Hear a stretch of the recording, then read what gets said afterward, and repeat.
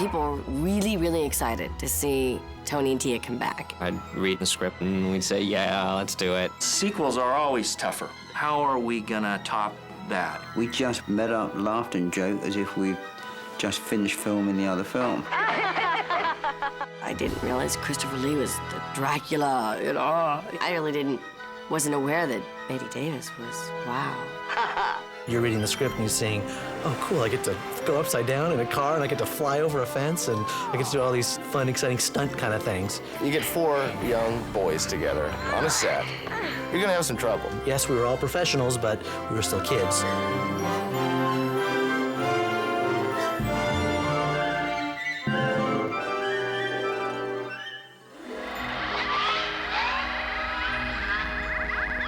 Once Escape to Witch Mountain came out and was so successful, I'm sure immediately, you know, Disney had their own discussions going on.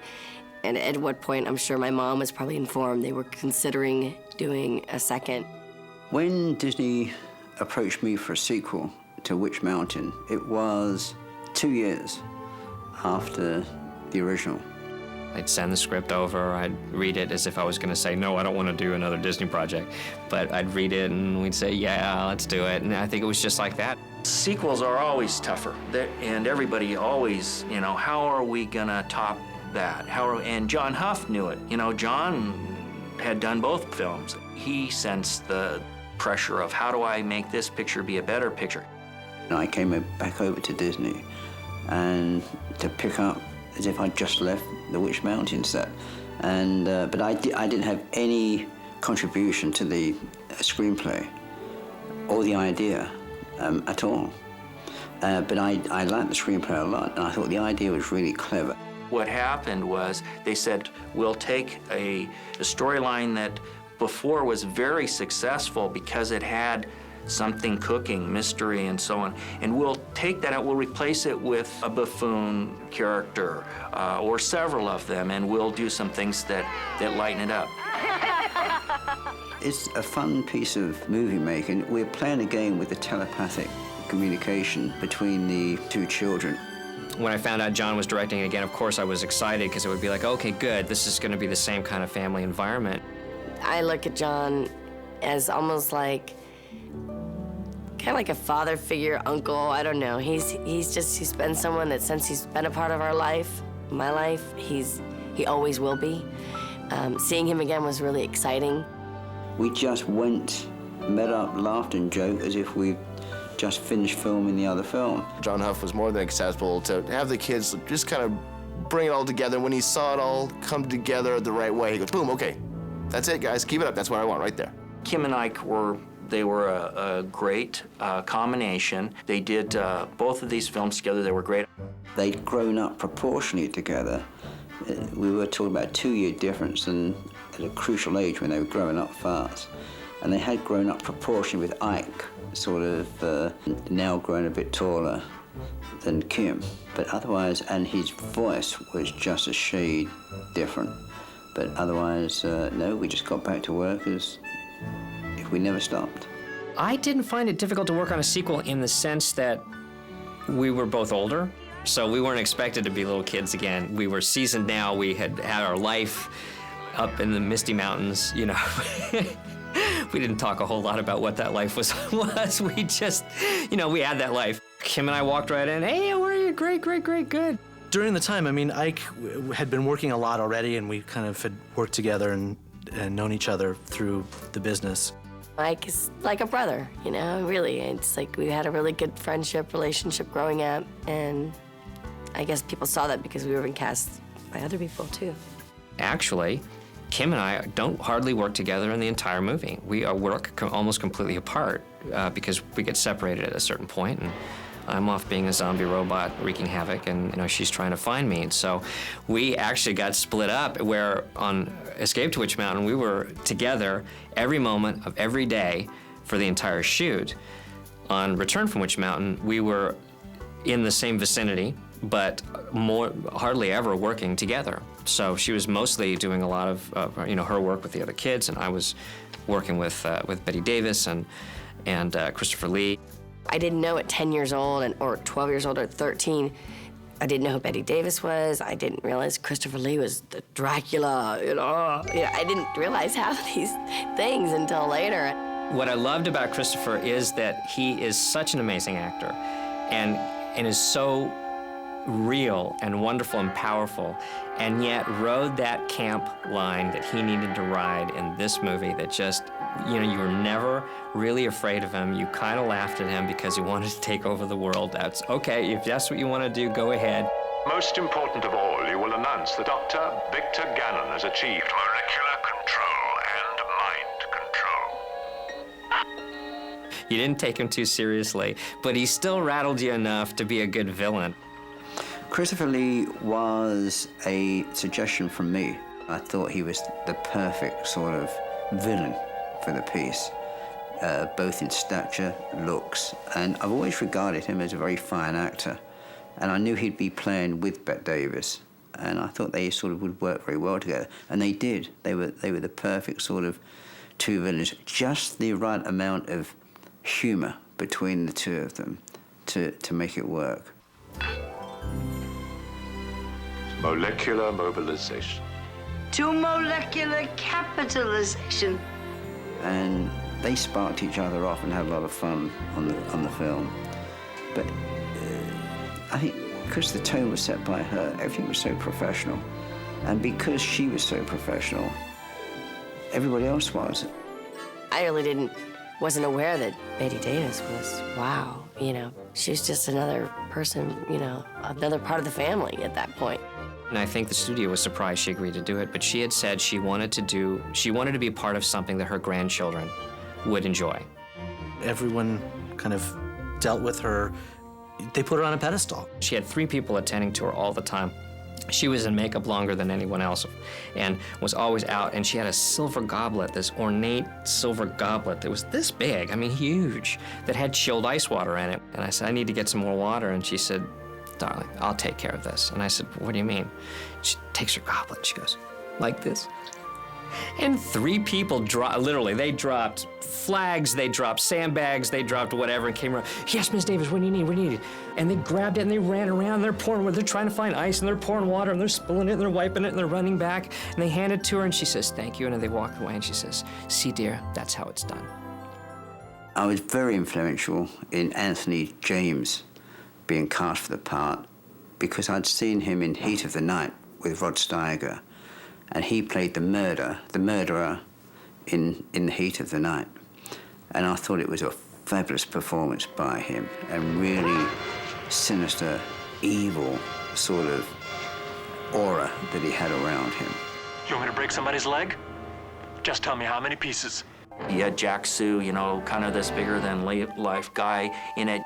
And Jack had been on Barney Miller, where Jack had really kind of been shown to America. And Jack had this terrific kind of dry humor. The truant officer was always trying to get these kids to go to school. All I ever wanted in life was all you kids that I put back in school someday visit me and say, thanks, Mr. Yo-Yo, Yokomaru. If it wasn't for you forcing us to get an education, we would have been bums. He was only a truant officer for their sake, not for his own sake. And I thought that was a nice touch. The Earthquake Gang was 4 young guys that were not much of a gang at all. Get off the street! Run! Hide! Here come the goons! Working with them was a lot of fun because of course, I was the only girl. I mean, that was like the only thing. And they'd all, come on, let's go. And they'd run off, and I'd be like trying my hardest just to keep up, you know. Poindexter was a great character actor. I mean, he just filled in that spot just beautifully. I couldn't wear regular glasses because I always broke them, so my dad and mom gave me the bighorn rim glasses. So then I'd go to his baseball practice and everything. They'd tease me, you know, Poindexter. And that's how I got the name, and stuck with me for a while. Jeff Jacquet, spunky. Look out, lady! He was always really fired up. Why, we're going around looking for a fight. Joking, kidding. Come on. I was taller than everybody else, so that was one kind of aspect that I was kind of like the leader of the gang. Christian Jutner was and still is a really good friend. I've known Brad since I was probably about 4 or 5 years old. Matter of fact, Brad Savage was the best man at my wedding.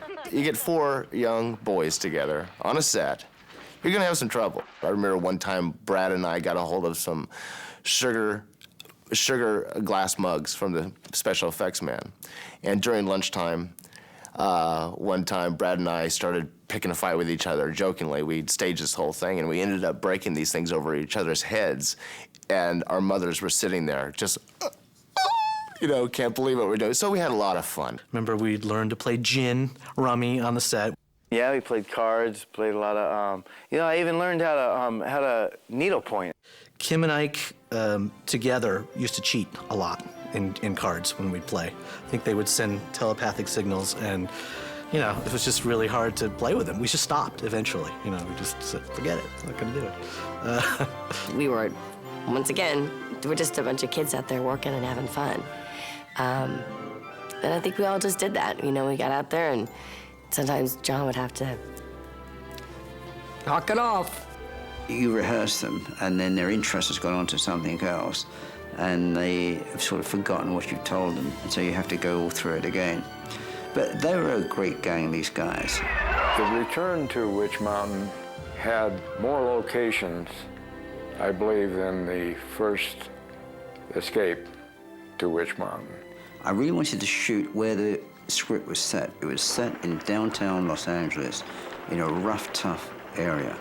There was some downtown LA locations. I believe the haunted house. It was a mansion, but it was old, beat up, where the kids, the gang, had their hideout.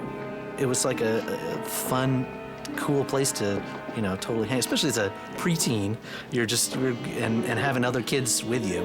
It was just a blast. The plutonium reactor was a location out at Rocketdyne, which is out in the west end of the San Fernando Valley. It was almost science fiction-y feeling when you went inside of it. And we did wire work, as I recall there, where we flew people on wires from up on high. I would say that Return to Witch Mountain was much more an effects picture than the first one. It had many more special effects, tricks and gags than the other one did by far, maybe double. During the 2-year delay between the two films, there was still no computers or CGI work or any advance on that level. The techniques were still the same as used 2 years before. We saved the flying saucer. It was the same saucer. The fun thing you see as a kid, you're reading the script and you're saying, oh, cool, I get to go upside down in a car and I get to fly over a fence and I get to do all these, exciting stunt kind of things. I think that's something that Disney definitely picked up on. I mean, kids definitely, it was like flying, like when we flew. Kids loved to know we could fly because it was magical. All right! I remember, flying these kids over this fence at the Rose Bowl, and immediately that we're dealing with not the average bear here. That was done again on wires, each one on their own set of wires, attached to a common flying bar, which is hung from a crane out of shot. And again, we push the button and this flying bar goes up and they all go in unison and jump the fence. It's a little harder for boys than it is for girls because of, as you can well imagine, the anatomical concerns when you're being hoisted up 10 feet in the air by a pair of steel shorts. We couldn't wait until that crane operator started picking us up, and we're just sitting there dangling, having a great time. You just felt like you were really doing something cool and trying to play it off like it was magic. In the beginning, when we were trying to run away from this other gang, we blasted a bunch of garbage at them, and that was just a lot of fun with compressed air and basically little trash cannons. To be able to see somebody just get a whole bunch of garbage dumped on top of their head, right in their faces, it's funny for us. The garbage flying from the garbage bells actually being shot is done by compressed air with a big valve and a storage tank. And you open the valve, out goes the garbage. That would go flying through the air. It's like a cannon, a compressed air cannon. It was such a big scene when the gold came down and the carriage went through and all that excitement that we got to be a part just to watch some of that because it was such a huge effect. The stagecoach going around a circle is a stagecoach that we rigged with an electric motor and batteries with a driver that you don't see, and he's actually steering this stagecoach around in a set. Danny built me some little ore carts that we put motors in, and then I had little blind drive guys around Hollywood at the time. There were some stunt guys who were small in stature, and we gathered them up and put them in those ore carts, and they were actually driven with people in them. Now, Tony, make a hole in the plastic shields. The museum sequence with the gold bars was done in a variety of stages. I do remember the gold bars themselves were a photographic effect. If you really look at the movie kind of closely, you can kind of see it. It's a little fuzzy around the edges. They were done optically, floating through the air. Las Vegas, here we come. But the end of that sequence, which is my favorite, is with all the gold bars going out, and Anthony James is trying to put them in the station wagon, and they keep coming out too fast and hitting him and knocking him down, and the effects guys got to stand off camera and throw these foam rubber gold-painted bricks at him. When the kids were in the van with a truant officer, and he was flying through the streets, and there was a school bus that blocked his path. The school bus raised up the front end, and the bus went under it. That was a special effect, raised by a cable and a crane. Again, timed with the stunt and the timing of lifting. The scene on the van rolling over on its side and upside down and going down that hill in LA, that was an amazing stunt. We wanted to have, in this car chase, this van sideswipe a truck and roll. And once it got to its top and was upside down, continue on down a hill while it revolves from end to end. It's a very complicated thing to try and work out.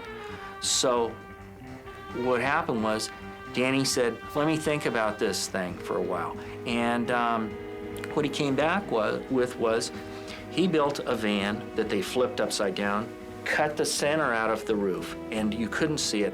Inside that was another vehicle which had wheels, and a driver sat in there and drove this while another motor with a huge gear and chain device on it made the real van revolve around this vehicle that drove down the hill. That duel, boy, that was a wild sequence as well. We shot that part of the film at a very popular location in Los Angeles called the Wilmington Steam Plant, which is actually a functioning electric plant that runs off of steam turbines with tunnels and pipes and gauges and boilers and just these huge rooms of stuff going all over the place. And it literally is physically the loudest space I've ever been in my life. And I remember, I think they gave us earplugs for our ears because it was so noisy and so loud. It was extremely hot there, and we were doing, again, a lot of physical effects. There was stuff shooting around, flying around.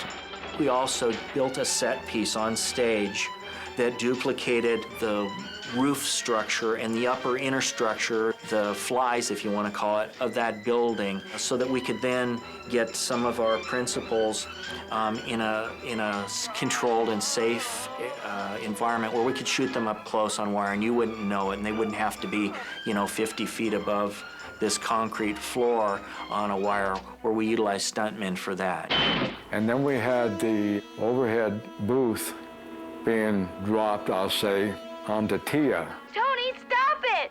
And that was, again, we made the booth, we hung it, we operated the dropping and bringing it down to where it's going to squash her. Why are you doing this, Tony? Stop! Crush her. Kill her. When I laid down on the floor, you had to lay a certain way, and I felt so kind of silly waiting for this big machine to come out that I knew wasn't really gonna squish me. Then you always had that feeling like, is it really gonna stop? Is it really gonna work? I mean, I hope it really doesn't crunch me. You gotta have total trust and faith in your crew and your cast to know that you're safe. When the second film came out, I think people were really, really excited and waiting to see Tony and Tia come back. It was really a huge thing. That was the first, again, feature film that I did.